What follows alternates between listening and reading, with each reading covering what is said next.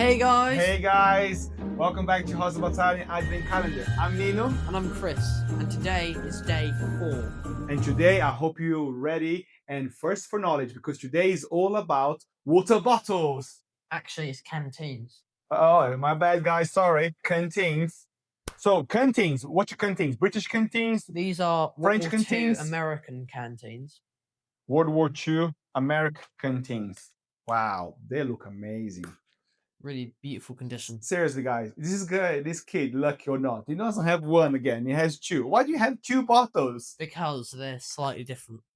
No, I can see. Are they different models or are they just different? No, the same model. Same model? Same model. Okay, so different cover. Not even that. Not even that. So Different everything. Wow, what are you talking about? Different everything. Anyway, before you say again about my little body, I did not get beaten by my wife because I keep making videos with Christopher. I was doing like how to call tire changing, and a very silly smacked me in the face. But it happens, brainiac. So, All right, Christopher, tell me more about this. Are original World War II M1910 canteens, and these were first used in World War One, and later used throughout World War II, Korea, and even into the early years in the Vietnam War. So this thing had a very long service use. So they have a little adaptations as they go along, Yeah. but pretty much the same design still. And these were used. I love this. This was the standard issue water bottle May in the US May I Army. take out? Can I take Yes, out? you can take it out. Okay, you carry on telling them. And these, there's many different variants made from different countries and different factories, different changes to everything. But the basics are that during World War One, when these canteens were first being used, they had during First World War they had a steel cap. And the whole thing would have been made out of depending on the manufacturer, aluminum or steel. But they eventually swapped mainly to aluminum because of that doesn't rust. So of these two models, which one is earlier one? So both of these are World War II ones. Christopher, guys, I'm gonna put a couple of pictures here. We took some really nice pictures so you can just for reference. Christopher told me a very nice story about why the lip around the is it called cap? Cup, yeah. Yeah. The canteen cup Why the cap? The border of the cup changed. has changed eventually. But so tell them why it changed. It was a quite funny Well, I'll story get onto behind. that in a second. Okay, sorry. But Too rushing. so during World War One, these canteens had a steel top, and in the way they were made is they're made out of two pieces, and then they'll be welded down the middle. Oh wow. But welding it down the sides is actually more expensive. I'll show So them. what they did is during World War II, they kept on making these ones, but they changed the cap to be plastic or Bakelite. And Bakelite. then later in World War II, to make it even more cheaper, instead of welding it, they stamped it together by basically they stamped the pieces of metal together, so they'd fold at the end and then they stamp it together. So cheaper, and they probably can produce more. And Yeah. everyone was issued one of those, isn't Yeah, it? so there's many different variants, but obviously that's mainly because of the amount of these that were made during the World Wars. And unfathomable. because the material could probably use that today, isn't it? As long as you clean them well, and as long as the cork is good for if dipping. you cleaned them well, then you could easily use that. School water bottle, anyone? Tell about the colors, Christopher. Why they change. So colors. another interesting thing, and this goes for not just for the canteen covers, but actually American gear in general, is that during World War One, the primary color used was khaki, which is this natural kind of a canvas color. Like canvas color, yeah. Nice. That color kept on being used up until early in World War II. Problem is, they wanted to camouflage it, but during World War One, there wasn't enough green dye. But during World War II, as they got more supplies, there eventually was. So they moved on from this khaki color, and they introduced two new colors, which was OD3 and OD7. I'll put up images of what that fabric and dye looks like. But in basic terms, it's basically so OD3 is this dark brown color, and then OD7 is this dark green color. Wow. So let's just recap quickly because I'm not going to say that. So this kind of more like dark brown, kind of greenish color, but it's still lighter. Is OD3. OD3, and is more like stronger green color. Is OD7. OD7. I should also probably mention that OD actually means olive drab. So it's olive drab color, but the number denotes how dark it is. Oh, amazing. I didn't know that, guys. That is incredible. Crisper, man, you're very lucky. Got you. How much is this? It's quite expensive, isn't it? Yeah. Well, despite them making millions, there's obviously many different manufacturers, different covers. There's normal army covers, there's Marine Corps covers, there's early war covers, late war covers. Amazing. Look at the detail of this. And this will Different go in canvases used. but this will go in a web. Yeah, so there's a hook on the back to connect to your belt. Amazing. The early war ones have this, but they reinforced it later in the war so that it could hold on better. So this is a lot thicker. This looks a lot more like steady. Yeah, more sturdy, rigid, more rigid. Yeah, that's amazing. But obviously, so back to the price. Yeah, how much? How much? If one of our viewers are watching this thinking, so really bad. So if I want one. like really bad, so you want a complete one. Okay. So a complete one with this, and this, as it would have been used by every American soldier during World War II.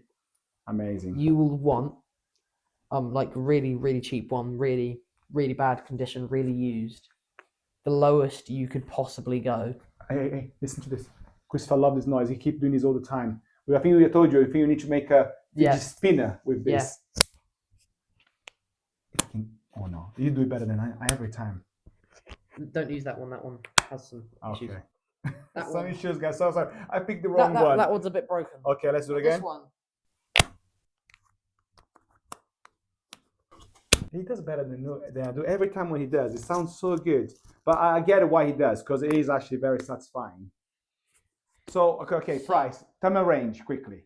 So for a really bad used one, you could go from £40 to £50. So like one that has this kind of cover and has a lot of use, has a lot of oxidation on it, and it's really damaged.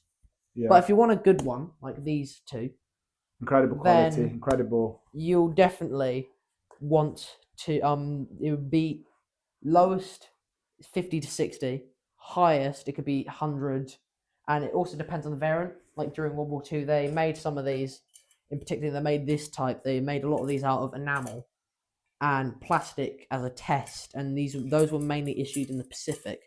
Was the plastic one mainly issued to the Marine Corps? But also some army divisions that were in the Pacific as well. So almost like a trial. Yeah, but it was more of a trial thing. The problem is that one, the plastic was made with a chemical that was really that gave you many diseases. Not very healthy, tell you that.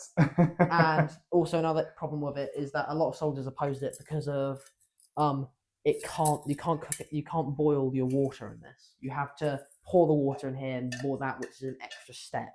Okay, and if you're in a rush, and one interesting thing as well, you said about the thing, of course, they burn the lips. That's why they changed from this little. For today is this story. Yeah. So they changed on the cups, which we'll put some pictures there for you to have a look. There's an interesting story about the lips on here. So this is the earlier war lip. Very thick. And it's very thick, obviously. And this was used in World War I and early in World War II. But they eventually changed it for this cheaper to make lip. But it wasn't just because it was a cheaper way to produce it, but they made it like this because of, obviously, if it's rolled like this, that accumulates more heat.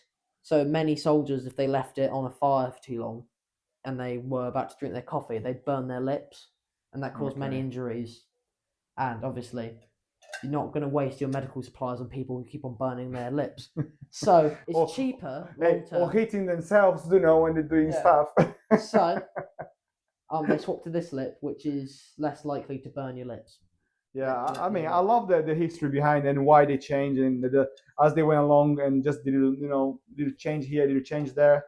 And I didn't know this, and I always seen this before, and I feel like I didn't even know they did this. I always seen just underneath the thing, and I always knew it was a cup, but I didn't know that actually comes out and closes like this. And this is An incredible design. That's why it was used from World War One all the way to early No, Vietnam. I should have said this earlier, but so the dates on these, the cover and this are from the same company. And they're made 1942. Okay, and how about this one? So the cup that came with it is actually from a different company. It's made in 1941. Oh wow! So sometimes But even this is how it would usually be packaged. so even you can have a good price between 50 and £100 to buy one. Sometimes you might not get full like from the same company. Yeah. So you have like parts as long as they look It's very, good. very, very hard to find one all from the same company. Probably those ones we saw there's over £100.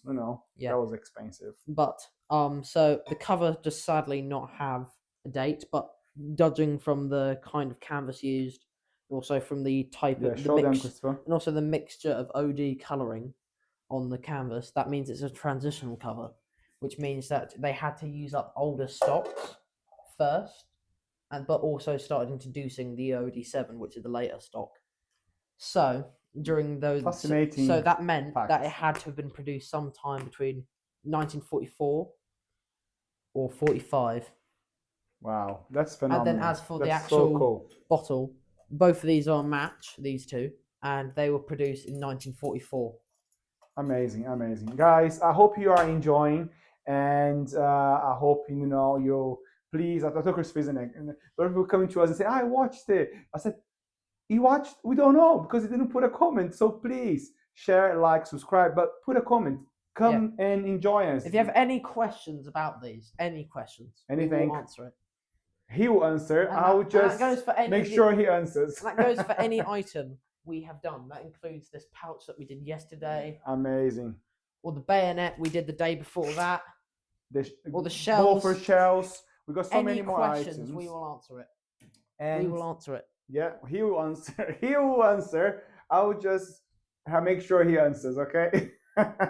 Listen, guys. Thanks so much for joining us today, and please do. I could say tune in for tomorrow. Day 5 gonna be amazing. Yeah. People being asked for this item, especially our close friends, Christopher's friends. He plays a game and he uses it a lot. I'm just gonna say that, nothing else. Leave it like that. Some people might get it, some people might not get it.